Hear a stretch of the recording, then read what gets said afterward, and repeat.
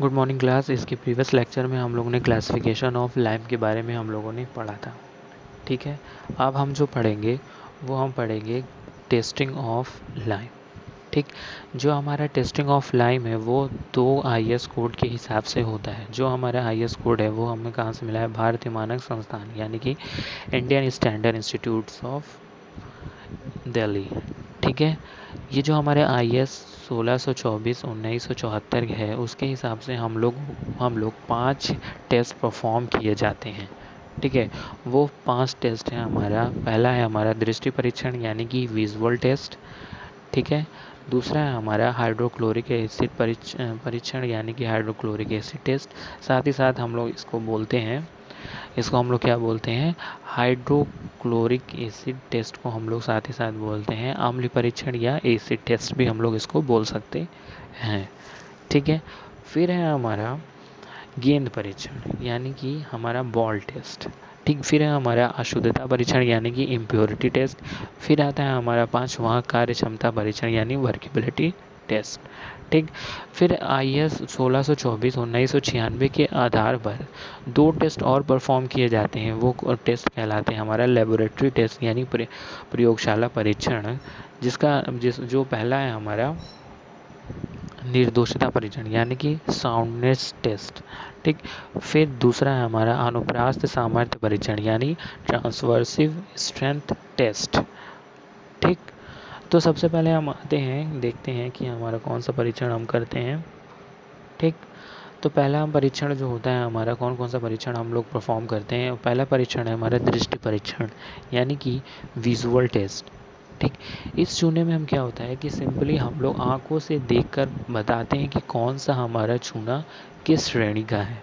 ठीक, जो हमारे चूने का परीक्षण है फील्ड टेस्ट है वो सिंपली डिपेंड करता है हमारा कौन सा परीक्षण हमारा कौन से चूने को क्लासिफाई करता है। ठीक है, जो हमारा टेस्टिंग ऑफ लाइम है वो सिंपली जो हमारा फील्ड टेस्ट है उसके अंदर हम लोग सिर्फ देखते हैं कि कौन से क्लासिफिकेशन ऑफ लाइम यानी कौन सा टाइप्स ऑफ लाइम हमारा इस परीक्षण के द्वारा हमको मिल रहा है, किस परीक्षण के द्वारा हमको मिल रहा है। ठीक, लाइम का परीक्षण हम इसी तहत पे करते हैं कि हमें कौन से क्लासिफिकेशन ऑफ लाइम हमको मिल रहा है। ठीक, तो विजुअल टेस्ट के हिसाब से हम जो होता है वो क्या होता है, हम लोग चूने के देख के बताते हैं कि कौन सा चूना किस श्रेणी का है, कौन से क्लास का है, कौन सा इसका क्लासिफिकेशन है। ठीक, तो चूने को देखने मात्रा से ही उसकी गुणवत्ता का हम अनुमान लगाया जा सकता है।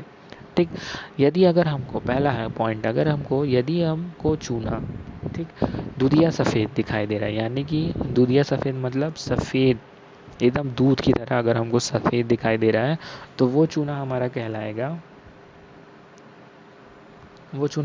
कहलाएगा? अशुद्ध चूना। ठीक है, उस चूने को हम क्या कहते हैं? शुद्ध चूना यानी प्योर और फैट लाइम। ठीक, जो श्रेणी C का चूना होता है। ठीक है, जो श्रेणी C का चूना होता है वो कौन सा चूना होता है? हमारा दूधिया सफ़ेद रंग का होता है। ठीक, अगर हमको हल्का मटमैला यानी कि मडी कलर का हमको दिखाई दे रहा है, हल्का मडी कलर का दिखाई दे रहा है तो वो कौन सा चूना होगा? हमारा श्रेणी B का चूना यानी कि अर्ध जलीय चूना यानी सेमी हाइड्रोलिक लाइम। इसको साथ ही साथ हम लोग अर्ध जल पका चूना भी कहते हैं। ठीक है, अर्ध जल पका चूना भी हम लोग कहते हैं। ठीक, और जो इसका स्वाद और गंध होगा यानी कि जो इसका स्वाद होगा और जो गंध होगा वो किस तरह का होगा? मिट्टी की तरह होगा। ठीक है, किस तरह होगा? हमारा मिट्टी की तरह होगा। ठीक है, फिर जो हमारा है मटमैला, अगर हमको चूना मटमैले कलर का दिख रहा है यानी हमको मटमैले रंग का हमको दिखाई दे रहा है तो वो चूना कौन सा कहलाएगा? हमारा श्रेणी A का चूना यानी क्लास A का चूना यानी हमारा कौन सा चूना होगा? श्रेष्ठ जलीय चूना यानी इमेंटियली हाइड्रोलिक लाइम। ठीक, इसको हम लोग जल पका चूना भी कहते हैं। ठीक है, कौन सा चूना कहते हैं हम लोग? जल पका चूना कहते हैं। ठीक, तो ये 3 क्लासिफिकेशन हम लोग किसके तहत करते हैं, विजुअल टेस्ट करके, यानी अपनी आँखों द्वारा हम लोग देखकर बताते हैं कि कौन सा हमारा चूना है। ठीक है, इसमें हम लोग देखकर बताते हैं कौन सा हमारा चूना है। ठीक है,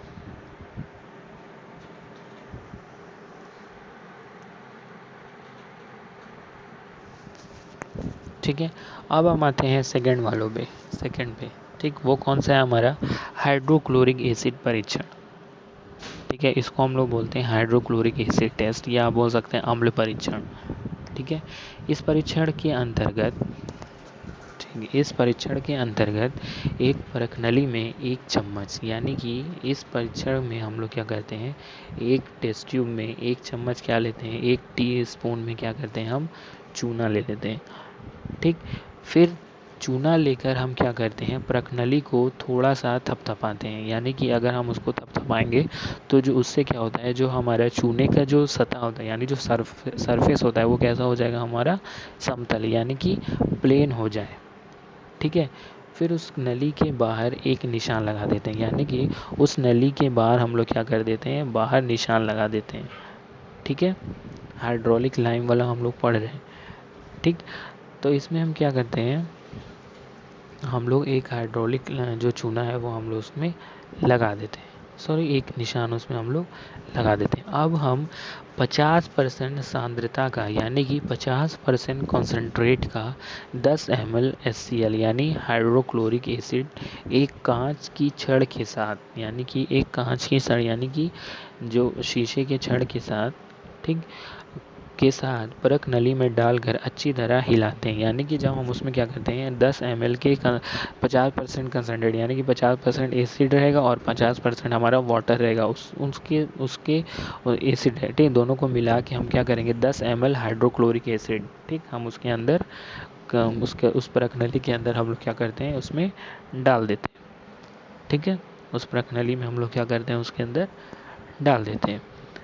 ठीक है, फिर उस प्रकनली को डाल देते हैं। ठीक, फिर उसमें क्या करते हैं, जिससे उसमें क्या हो जाते हैं, बुलबुले उठना प्रारंभ होने लगते हैं। ठीक है, उसमें क्या होता है कि जो उसके अंदर बुलबुले उठना स्टार्ट हो जाते हैं।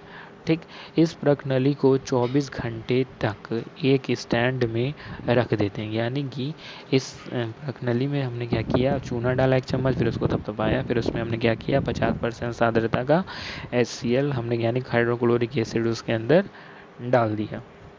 ठीक, डालने के बाद क्या करेंगे, हम उसको 24 घंटे के लिए एक स्टैंड में रख देते हैं। ठीक है, उस स्टैंड में हम लोग उसको क्या करते हैं, उसको रख देते हैं।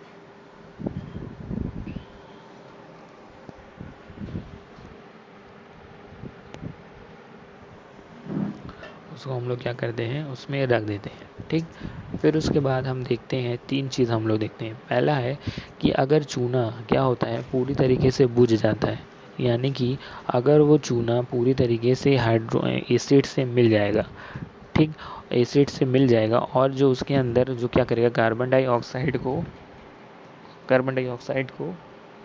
वो क्या करेगा, रिलीज़ करेगा। ठीक, अगर वो कार्बन डाइऑक्साइड को रिलीज़ कर रहा है तो इसका अर्थ है कि हमारा कैल्शियम कार्बोनेट की मात्रा अभी भी उसके अंदर क्या हो गई है, बची रह गई है।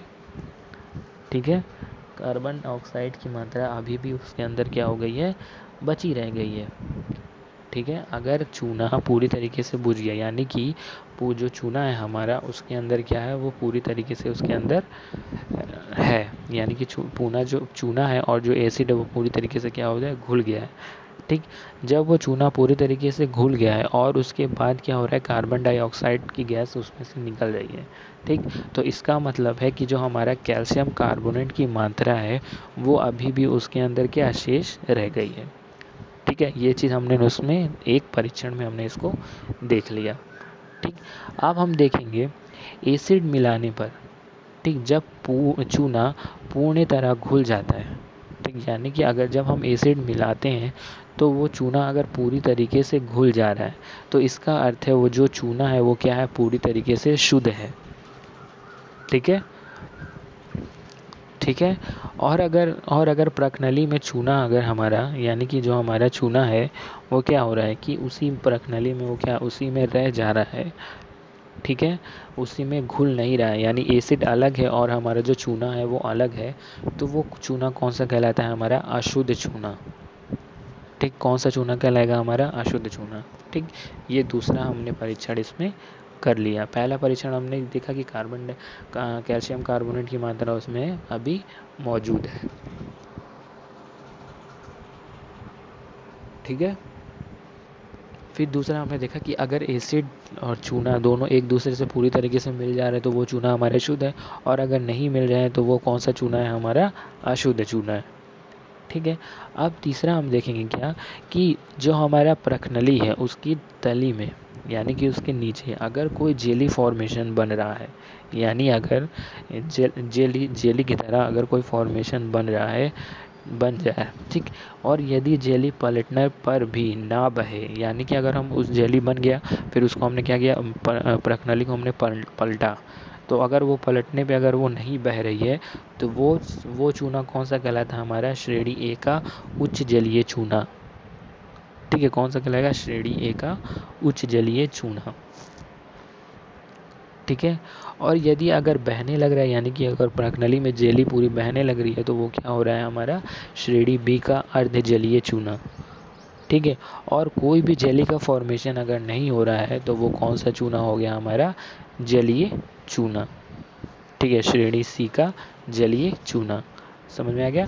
यानी पहला जो है हमारा वो कौन सा है? हमारा जेली बन रहा है, जेली पलटने पे अगर नहीं बह रही है तो वो कौन सा चूना हो गया? हमारा श्रेणी ए का चूना।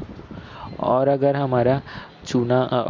हमारा कोई और नहीं और बहने लग रहा है वो जेली, तो वो कौन सा चूना हो गया? हमारा श्रेणी बी का चूना हो गया। ठीक। और यदि श्रेणी अगर कोई भी जेली फॉर्मेशन नहीं हो रहा तो वो कौन सा चूना हो गया? हमारा श्रेणी सी का जलीय चूना। ठीक है।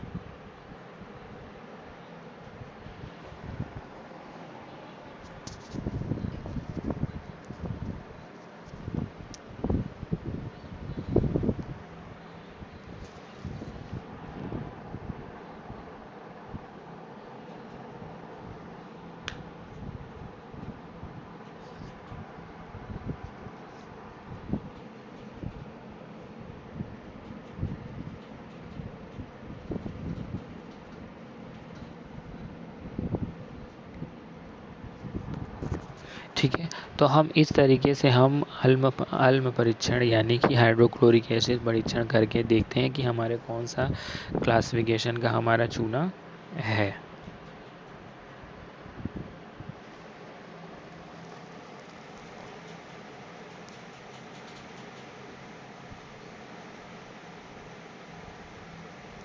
ठीक है, हम इस तरीके से देखकर हम करते हैं कि हमारा कौन सा चूना किस तरीके का हमारा चूना है।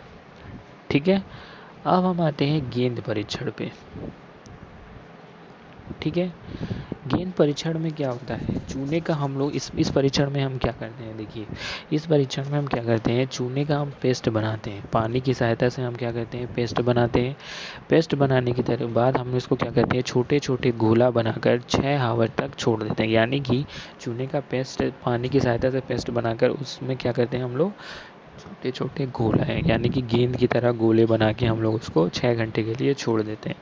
उसके बाद क्या करता है? उन्हें पानी के बर्तन में रखें। ठीक है। उसके बाद हम क्या करते हैं? उसको हम पानी के बर्तन में रखते हैं। अगर श्रेणी सी का चूना है तो मिनटों में उसका विस्तार हो जाएगा, यानी कि वो पूरी तरीके से क्या हो जाएगा? घुल जाएगा। ठीक है, अगर वो श्रेणी सी का चूना है तो। ठीक है। और जो गोले हैं वो क्या हो जाएंगे? पूरी तरीके से फूट जाएंगे। ठीक। और यदि एक अगर श्रेणी ए और या श्रेणी बी में क्या है तो उसमें लगभग शून्य परिवर्तन होगा, यानी कि उसमें कोई भी परिवर्तन नहीं होगा। ठीक है। अगर श्रेणी ए का चूना होगा तो वो क्या होगा? पूरी तरीके से वो पूरा घुल जाएगा। ठीक। और उसमें और जो उसके गोले होंगे वो क्या हो जाएंगे? फूट जाएंगे। ठीक है। लेकिन जो श्रेणी बी का चूना है वो क्या है? ए और बी, अगर ए और बी का है तो उसमें कोई भी परिवर्तन, यानी उसमें कोई भी चेंजेस नहीं आएंगे। ठीक है, उसमें कोई भी चेंजेस नहीं आएंगे। ठीक है, गेंद परीक्षण समझ में आया? इसमें हम फिर से बता देते हैं। चूने का पेस्ट बनाते हैं पानी की सहायता से, फिर उसको हम क्या करेंगे, उसके बाद हम उसमें छोटे छोटे गोले बना लेंगे। ठीक, गोले बनाकर हम उसको क्या करेंगे, 6 घंटे तक उसको हम क्या करेंगे, उसमें छोड़ देंगे। ठीक है, 6 घंटे तक हम उसको क्या करेंगे, छोड़ देंगे। ठीक, फिर उसके बाद हम क्या करेंगे, उसको पानी के बर्तन में रखेंगे। अगर वो श्रेणी सी का चूना होगा तो उसके अंदर वो पूरा तरीके से धीरे धीरे घुलने लगेगा और जो उसके गोले हैं वो क्या हो जाएंगे, पूरी तरीके से फूट जाएंगे। ठीक, फिर अगर अगर अगर श्रेणी ए और बी का होगा वो चूना, तो वो उसमें कोई भी परिवर्तन नहीं होगा। ठीक है, कोई भी परिवर्तन नहीं होगा। ठीक, अब हमने क्या क्या पढ़ लिया, हमने दृष्टि परीक्षण पढ़ लिया, हाइड्रोक्लोरिक एसिड परीक्षण पढ़ लिया और गेंद परीक्षण हम लोगों ने पढ़ लिया। अब हम क्या पढ़ेंगे, अशुद्धता परीक्षण यानी कि इम्प्योरिटी टेस्ट।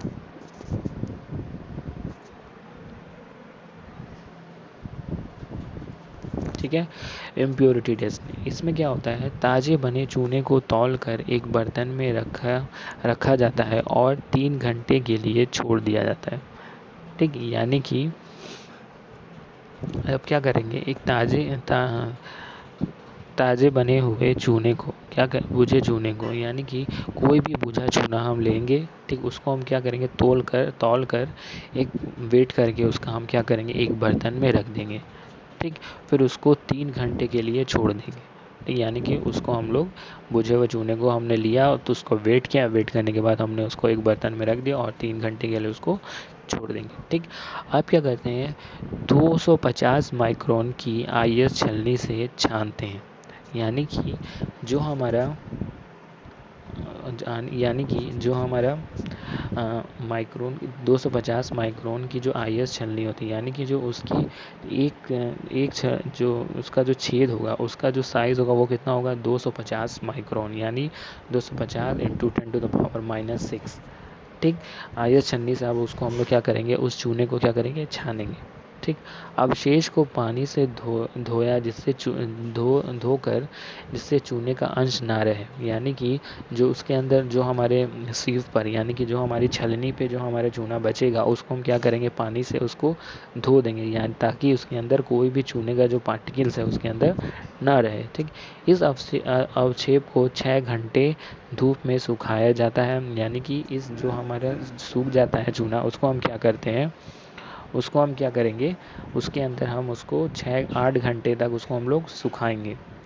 ठीक, फिर देखेंगे, फिर यदि अवक्षेप यानी प्रेसिपिटेट 10% से कम है, यानी कि जो ऊपर जो सुखाने के बाद हम देखेंगे अगर जो अवक्षेप यानी कि जो बचा हुआ है वो 10% से कम है तो चूना अच्छा है। यानी कि अगर जो हमको बचा हुआ सूखने के बाद अगर वो 10% से कम है, ठीक है, अगर वो 10% से अगर कम है तो चूना अच्छा है।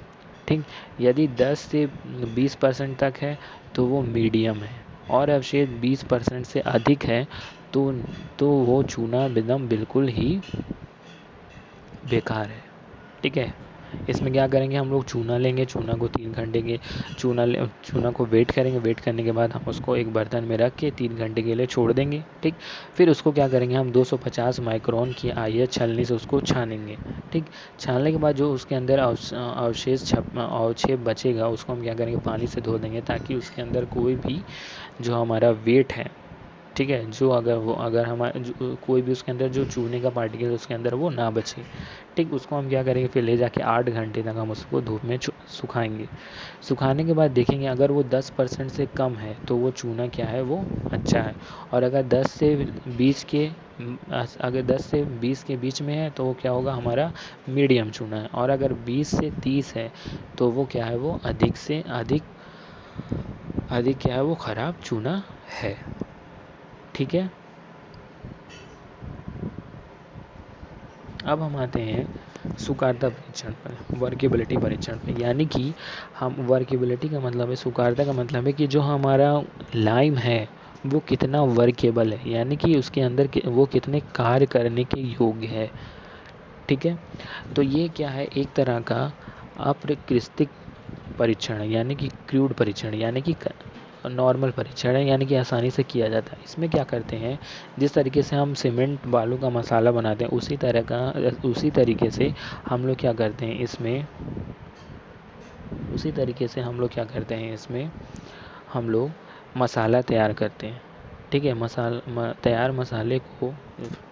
तैयार करते हैं। ठीक, फिर जब तैयार हो जाता है मसाला तो हम उसको ट्रॉवल यानी कि कभी बोलते हैं, ट्रैवल यानी करनी बोलते हैं। ठीक है, करनी से लेकर, जिस तरह मसाला करनी से लेकर दीवार पे फेंका जाता है उस तरीके से हम उसको फेंकते हैं, जैसे प्लास्टर करने के लिए किया जाता है। ठीक, मसाले ने दीवार पर कितना भाग आच्छादित यानी कि कवर किया है तथा कितना % मसाला दीवार पर चिपक गया है उसकी सुकारता का अंदाज़ा किया जाता है। यानी कि जब हमने क्या किया, मसाला बनाने के बाद हम उसको ट्रॉवल पर फेंक देते हैं, जिस तरह प्लास्टर फेंका जाता है। ठीक, अब हम देखेंगे कि कितना % जो हमारा लाइम है वो उसको कवर कर रहा है। ठीक है, कितना % लाइम उस एरिया को उसमें कवर कर रहा है। ठीक है, यानी कितना % उसने उसको कवर किया, उससे हम बता सकते हैं कि इसका वर्केबिलिटी इसकी कम है, इसकी वर्केबिलिटी ज़्यादा है। ठीक है, तो ये सब जो परीक्षण था हमारा, किसका परीक्षण था, हमारा लाइम का। और वो कौन सा परीक्षण था, हमारा फील्ड टेस्ट, यानी कि हम लोग इसको फील्ड में हम लोग कर सकते हैं, यानी हमें इसके लिए कोई भी लेबोरेटरी की ज़रूरत नहीं है। ठीक है, लेकिन अब जो है हमारा लेबोरेटरी परीक्षण, ठीक, वो क्या है, उसको हम लोग करने के लिए लैब की आवश्यकता हमको पड़ती है। ठीक है,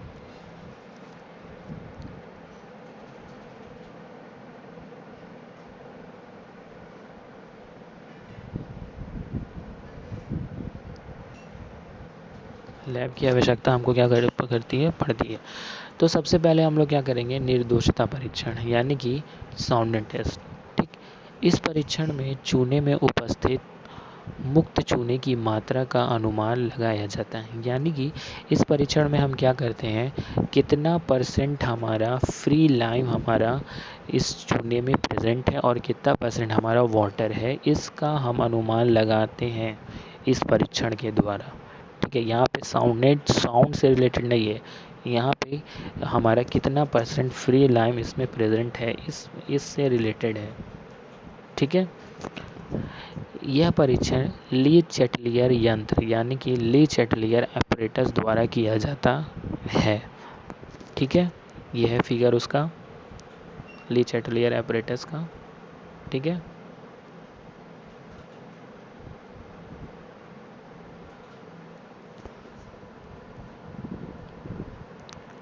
ठीक, ये है।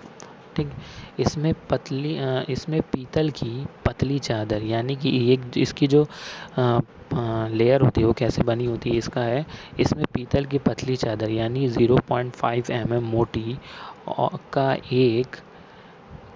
एक विभक्त यानी स्प्लिट बेलन होता है, यानी बेलन की तरह होता है, गोल सा। ठीक, इसका आंतरिक व्यास तथा ऊंचाई 30 mm होती है, यानी कि इसका जो इंटीरियर डायामीटर होता है और इसकी जो हाइट होती है वो कितना होती है, 30 mm की होती है। ठीक है, फिर क्या है जो तुमको फिगर में दिखाई दे रहा है।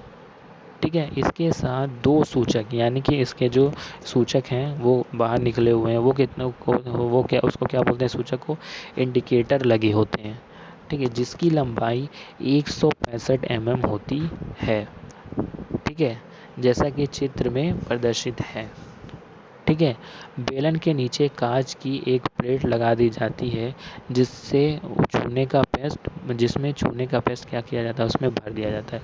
ऊपर से एक कांच की प्लेट लगाकर ठीक 24 घंटे के लिए पानी में डुबो कर रख देते हैं। इसमें क्या करते हैं हम लोग, सिंपली हम क्या करते हैं, इसके अंदर हम लोग मसाला बनाते हैं। ठीक, मसाला कैसे बनाएंगे, यानी चूने का हम लोग क्या करेंगे, पेस्ट बनाएंगे। ठीक, पेस्ट बनाने के बाद हम क्या करेंगे, इसके नीचे एक कांच की प्लेट रखेंगे। ठीक, उसके नीचे हम लोग क्या करेंगे, कांच की प्लेट रखेंगे। कांच की प्लेट रखने के बाद हम लोग क्या करेंगे, उसको पेस्ट को इसके जो स्लिप्ट है यानी बेलन है उसके अंदर हम लोग डालेंगे। फिर उसके बाद हम क्या करेंगे, उसको ऊपर से एक और शीशे की प्लेट यानी कांच की प्लेट उसमें डालकर उसको हम क्या करेंगे 24 घंटे के लिए पानी में डुबो कर रख देंगे। ठीक, अब फिर क्या करेंगे, जब आप सूचक के बीच की दूरी नापते हैं, ठीक, अगर हम मानते हैं कि D1 हमारा है, ठीक, अब इसी यंत्र को हम क्या करते हैं, इसी अपरेटस को हम क्या करें, जब हम फिर क्या करेंगे, उसको हम लोग पानी के 24 घंटे तक पानी में डुबो के रख देंगे। फिर डुबो के रखने के बाद क्या करेंगे, उसको हम लोग बाहर निकालेंगे। ठीक, बाहर निकालने के बाद इंडिकेटर से यानी जो हमारा सूचक है उसका हम लोग हाइट नाप लेंगे। ठीक, तो वो हमारा हो जाएगा D1। ठीक, फिर क्या करेंगे, उसी को हम क्या करेंगे, उसको हम क्या करेंगे, गर्म करेंगे, बॉयल करेंगे। ठीक है, 30 मिनट तक उसको हम लोग क्या करेंगे, पानी में उबालेंगे। ठीक है, पानी में उबालने के बाद हम क्या करेंगे, उसको फिर बाहर निकालेंगे। फिर उसके बाद हम उसके सूचक को नापेंगे, यानी वो हो जाएगा वो हमारा क्या, D2। ठीक है, इस प्रकार चूने का फैलाव यानी चूने का फैलाव क्या हो जाएगा, D2 - D1 mm होगा। ठीक है, ये अगर यह 10 mm से कम हो तो चूना सही तरीके से क्या हुआ है, बुझा हुआ है। ठीक, यदि अधिक है तो चूने में मुक्त चूने की मात्रा क्या है, अधिक है। अगर 10 mm से कम आ रहा है तो वो चूना क्या, वो चूना बुझा हुआ चूना है।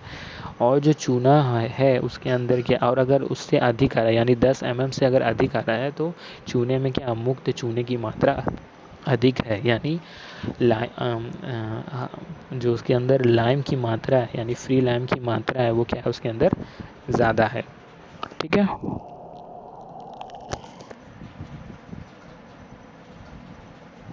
अब दूसरा परीक्षण होता है हमारा, अब दूसरा परीक्षण आया हमारा अनुप्रास्थ परीक्षण, अनुप्रास्थ सामर्थ्य परीक्षण यानी ट्रांसवर्सिव स्ट्रेंथ टेस्ट। ठीक है, ये इस परीक्षण में क्या करते हैं हम लोग, 2.5 × 2.5 × 10 सेंटीमीटर क्यूब के 6 नमूने बनाए जाते हैं। यानी कि इस जो हमको दिखाई दे रहा है यानी 2.5 × 2.5 × 10 सेंटीमीटर क्यूब का हम क्या करेंगे, एक वो ले लेंगे, क्या कहते हैं, एक मोल्ड ले लेंगे। ठीक, उसके हम क्या करेंगे, 6 नमूने तैयार कर लेंगे यानी सैंपल बना लेंगे। ठीक, इस नमूने को 28 दिन तक हम क्या करेंगे, 24 डिग्री सेंटीग्रेड से 30 डिग्री सेंटीग्रेड तक 90 सांद्रता का ह्यूमिडिटी पर रख देंगे। यानी कि हम नॉर्मल टेम्परेचर यानी जो हमारा नॉर्मल टेम्परेचर होता है वो 27 डिग्री सेंटीग्रेड होता है, तो उसके अंदर हम लोग ह्यूमिडिटी में रख दे देंगे। ठीक, इसके बाद हम क्या करते हैं, हमारी जो ये मशीन है, ठीक है, इसमें हम क्या कर देते हैं, इसको ले जाकर रख देते हैं। ठीक, रखने के बाद हम इस पर क्या करते हैं, देखो इसमें हम क्या करते हैं, भार लगाते हैं। इसके अंदर जो बाल्टी है उसके अंदर हम लोग क्या करते हैं, लोड लगाते हैं। ठीक, और जो हमारा ये नमूना है इसको हम लोग यहाँ रख देते हैं। ठीक है, फिर उसके बाद हम इसके ऊपर लोड लगाते हैं। लोड लगाने के बाद जब वो टूट जाता है, ठीक, जिस लोड पे वो टूट जाता है तो वो क्या करते हैं, उस लोड को हम लोग नोट कर लेते हैं। नोट करने के बाद क्या होता है कि जो हमारा भंजक मापक होता है यानी मॉडुलस ऑफ रैप्चर होता है वो हम निकाल लेते हैं, यानी M = 3WS/2BD²। ठीक, जहाँ पे W क्या है, जो हमारा वेट आएगा हमारा तोड़ने पे, यानी जितना लोड हमारा लगेगा किस पे, नमूने पे। ठीक है, फिर M क्या है, भंजक मापक, वो कितना होता है, kg/cm²। जो ऐसे हमारा विस्तृत होता है यानी कि स्पैन, यानी जितना वो कितना होगा हमारा 8 सेंटीमीटर²। ठीक है, सेंटीमीटर सॉरी। फिर जो B होगा हमारा नमूने की चौड़ाई, यानी वो कितना है हमारा 2.5 सेंटीमीटर। फिर जो D हमारा नमूने की गहराई है 2.5 सेंटीमीटर। ठीक, इसी तरह हम लोग क्या करते हैं, फॉर्मूले से हम लोग क्या निकालते हैं, भंजक मापक यानी कि मॉडुलस ऑफ रप्चर हम लोग आसानी से निकाल लेते हैं। ठीक, इसका मान A श्रेणी के जलीय चूने के लिए, यानी कि जो M का जो मान है वो A श्रेणी के चूने के लिए कितना आना चाहिए, 10.5 kg/cm²। B श्रेणी के लिए जलीय चूने के लिए 7 kg/cm² से कम नहीं होना चाहिए। ठीक है, इससे कम वो नहीं होना चाहिए। अगर इससे कम आ रहा है तो ये हमारा उस श्रेणी का चूना नहीं है। ठीक है, तो हमारे A श्रेणी के लिए कितना हो गया हमारा 10.5 kg/cm², और जो हमारा B श्रेणी के लिए वो कितना हो गया हमारा 7 kg/cm²। इतना, इससे ज़्यादा नहीं होना चाहिए। ठीक है, इससे ज़्यादा नहीं होना चाहिए। ठीक, तो ये था हमारा टेस्टिंग ऑफ लाइम। ठीक, तो हम लोग जो हमारा एपरेटस है उसमें जो निर्दोषता परीक्षण है उसमें हम कौन सा एपरेटर इस्तेमाल करते हैं, ली चैटलियर एपरेटस। ये बहुत ज़्यादा एग्ज़ामों में पूछा जाता है। ठीक, और जो हमारा ट्रांसवर्सिव स्ट्रेंथ टेस्ट में उसमें मॉडुलस ऑफ रप्चर यानी भंजक मापक का भी वॉल्यूम पूछा जाता है। ठीक, आज के लिए बस इतना ही। नेक्स्ट लेक्चर में हम लोग पढ़ेंगे सीमेंट के बारे में। ठीक है।